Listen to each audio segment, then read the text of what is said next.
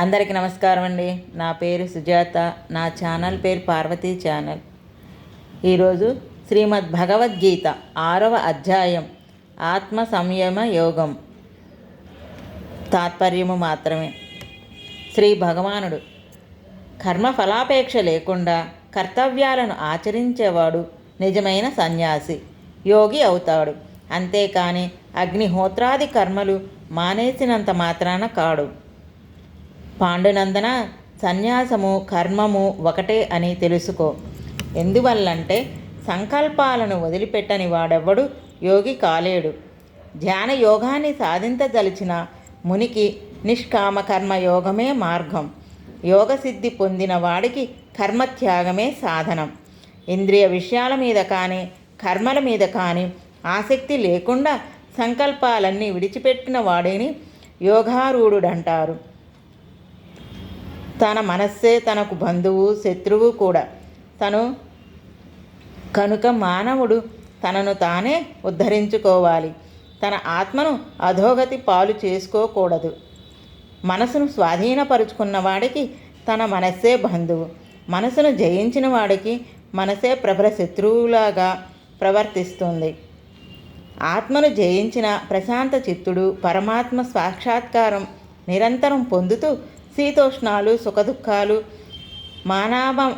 మానవమానాల పట్ల సమభావం కలిగి ఉంటాడు.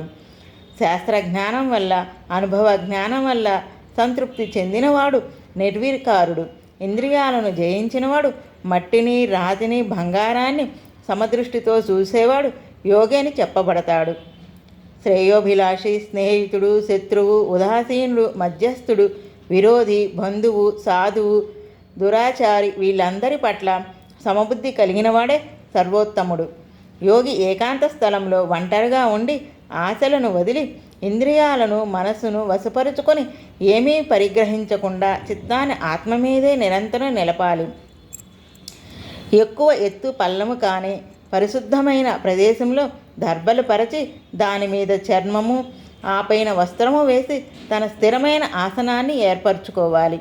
ఆ ఆసనం మీద కూర్చొని ఇంద్రియాలను, మనసును స్వాధీనపరుచుకొని ఏకాగ్రత చిత్తంతో ఆత్మశుద్ధి కోసం యోగాభ్యాసం చేయాలి.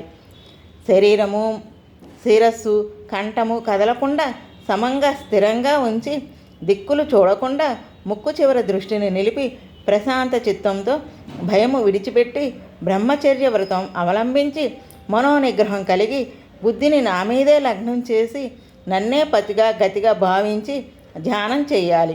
అలాంటి యోగి ఆత్మానుభావం మీద మనసును నిరంతరం నిలిపి నా ఆధీనంలో ఉన్న మోక్షప్రదమైన శాంతిని పొందుతాడు. అర్జున, అమితంగా భుజించే వాళ్ళకి, బొత్తిగా తినని వాళ్ళకి, అత్యధికంగా నిద్రపోయే వాళ్ళకి, అసలు నిద్రపోని వాళ్ళకి యోగం సిద్ధించదు. ఆహార విహారాలలో, కర్మలలో, నిద్రలో, మేల్కొనడంలో పరిమితి పాటించే యోగికి సర్వ దుఃఖాలు పోగొట్టే యోగసిద్ధి కలుగుతుంది. మనసును వశపరుచుకొని ఆత్మ మీదే నిశ్చలంగా నిలిపి సర్వభాంఛలు విసర్జించినప్పుడు యోగసిద్ధి పొందాడని చెబుతారు. ఆత్మయోగం అభ్యసించే వాడి మనసు గాలి లేని చోట ఉండే దీపంలాగా నిలకడగా ఉంటుంది. ఏ స్థితిలో మనసు యోగాభ్యాసం వల్ల నిగ్రహింపబడి శాంతిని పొందుతుందో, యోగి ఎప్పుడు పరిశుద్ధమైన మనసుతో పరమాత్మను తనలోనే సందర్శిస్తూ సంతోషిస్తాడో, ఇంద్రియాలకు గోచరించకుండా బుద్ధి వల్ల గ్రహింపడే అనంత సుఖాన్ని అనుభవిస్తున్నాడో, ఆత్మతత్వం నుంచి ఏమాత్రము చలించడో, దేనిని పొంది దానికి మించిన లాభం మరొకటి లేదని భావిస్తాడో, ఏ స్థితిలో స్థిరంగా ఉండి దుర్భర దుఃఖానికైనా కలత చెందడం, దుఃఖాలకు దూరమైన అలాంటి దానినే యోగం అంటారు. దిగులు పడకుండా దీక్షతో ఆ యోగాన్ని అభ్యసించాలి. సంకల్పం వల్ల కలిగే సకల వాంఛలను సంపూర్ణంగా విడిచిపెట్టి ఇంద్రియాలన్నిటినీ సమస్త విషయాల నుంచి మనస్సుతోనే మళ్లించి బుద్ధి ధైర్యంతో మనసును ఆత్మ మీదే నెమ్మదిగా నిలిపి చిత్తశాంతి పొందాలి. ఏమాత్రము ఇతర చింతనలు చేయకూడదు. చంచలము, అస్థిరము అయిన మనసు ఏ విషయాల మీద వెడుతుందో ఆ విషయాల నుంచి దానిని మళ్లించి ఆత్మ మీద నిలకడగా ఉంచాలి. ప్రశాంతమైన మనసు కలిగిన వాడు కామక్రోధాది ఉద్రేక కారణాలకు అతీతుడు, పాపరహితుడు, బ్రహ్మస్వరూపుడు అయిన యోగపురుషుడికి పరమసుఖం లభిస్తుంది. ఇలాగ మనస్సునెప్పుడు ఆత్మ మీద లగ్నం చేసి పాపరహితుడైన యోగి అతి సులభంగా సర్వోత్కృష్టమైన సుఖం పొందుతాడు. యోగ సిద్ధి పొందినవాడు సమస్త భూతాల పట్ల సమభావం కలిగి సర్వభూతాలలోనూ తన ఆత్మలో సర్వభూతాలను సందర్శిస్తాడు. అన్ని భూతాలలోనూ నన్ను, నాలో అన్ని భూతాలను చూసేవాడికి నేను లేకుండా పోను, నాకు వాడు లేకుండా పోడు. సమస్త భూతాలలో ఉన్న నన్ను భేదభావం లేకుండా సేవించే యోగి ఎలా జీవిస్తున్నప్పటికీ నాలోనే ఉంటాడు. అర్జున, సమస్త జీవులు సుఖదుఖాలను తనవిగా తలచేవాడు యోగులలో శ్రేష్ఠుడని నా అభిప్రాయం. అర్జునుడు, మధుసూదన, మనసును నిలకడ లేనిది కావడం వల్ల నీవు ఉపదేశించిన ఈ జీవాత్మ పరమాత్మల సమత్వ యోగాన్ని స్థిరమైన స్థితిలో చూడలేకపోతున్నాను. కృష్ణ, మనసు చాలా చంచలం, బలవత్తరం, సంక్షోభకరం. అలాంటి మనసును నిగ్రహించడం వాయువును నిరోధించడంలాగా దుష్కరమని భావిస్తున్నాను. శ్రీ భగవానుడు, అర్జున, మనసు చంచల స్వభావం కలిగింది, నిగ్రహించడానికి శక్యం కానిది అనడంలో సందేహం లేదు. అయితే దానిని అభ్యాసం వల్ల వైరాగ్యం పట్ల వశపరుచుకోవచ్చు. ఆత్మ నిగ్రహం లేని వాడికి యోగం సిద్ధించదని నా ఉద్దేశం. ఆత్మ నిగ్రహం ఉంటే అభ్యాస, వైరాగ్యం అనే ఉపాయాలతో యోగం పొందవచ్చు. అర్జునుడు, శ్రద్ధ ఉన్నప్పటికీ మనోనిగ్రహం లోపించిన కారణంతో యోగంలో చిత్తం చలించిన వాడు యోగ సంసిద్ధి పొందకుండా ఏగతి పొందుతాడు. అర్జునుడు, కృష్ణ, మోక్ష సంపాదన మార్గంలో నిలకడ లేనివాడు ఇహపర సౌఖ్యాలు రెండిటికీ భ్రష్టుడై చెదరని మేఘాలలాగా చెడిపోడు కదా.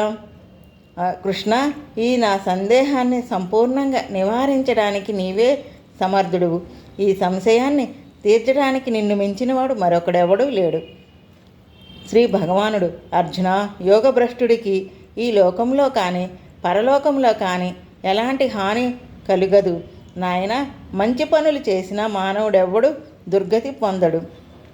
యోగభ్రష్టుడు పుణ్యకర్మలు చేసేవాడు పొందే ఉత్తమ లోకాలు చేరి చిరకాలం అక్కడ భోగాలు అనుభవించిన అనంతరం సదాచార భాగ్యవంతుల ఇళ్లల్లో జన్మిస్తాడు. లేకపోతే బుద్ధిమంతులైన యోగులలో వంశంలో పుడతాడు. అయితే అలాంటి జన్మ ఈ లోకంలో పొందడం ఎంతో దుర్లభం. అర్జున, అలా యోగుల కులంలో పుట్టిన వాళ్ళు పూర్వజన్మ సంసార విశేషం వల్ల సంపూర్ణ యోగ సిద్ధం కోసం గతంలో కంటే ఎక్కువ ప్రయత్నం కొనసాగిస్తాడు. పూర్వజన్మలోని అభ్యాస బలం మూలంగా ఆ యోగభ్రష్టుడు తను తల పెట్టుకోకపోయినా మళ్ళీ యోగ సాధన వైపుకు లాగబడతాడు. యోగ స్వరూపాన్ని తెలుసుకోదలిచిన వాడు కూడా వేదాలలో వివరించబడ్డ కర్మలు ఆచరించేవాడిని మించిపోతాడు. పట్టుదలతో ప్రయత్నించే యోగి పాప విముక్తుడే. అనేక జన్మలకు సంబంధించిన సాధనా సంస్కారాల వల్ల యోగ సిద్ధి తర్వాత మోక్షం పొందుతాడు. అర్జున, తపస్సు చేసేవాళ్ళ కంటే, శాస్త్రజ్ఞానం కలవాళ్ళ కంటే, యోగుల కంటే ధ్యానయోగి గొప్పవాడు. కనుక నీవు ధ్యానయోగం సాధించాలి. యోగులందరిలోనూ మనస్సు నా మీదే నిలిపి శ్రద్ధాభక్తులతో నన్నే సేవించేవాడు ఉత్తముడని నా ఉద్దేశ్యం. ఇలా ఉపనిషత్తులు, బ్రహ్మ విద్య, యోగశాస్త్రం, శ్రీకృష్ణార్జున సంవాదమైన శ్రీమద్భగవద్గీతలోని ఆత్మ సంయమ యోగం అనే 6వ అధ్యాయం తాత్పర్యం సమాప్తం. జై శ్రీకృష్ణ.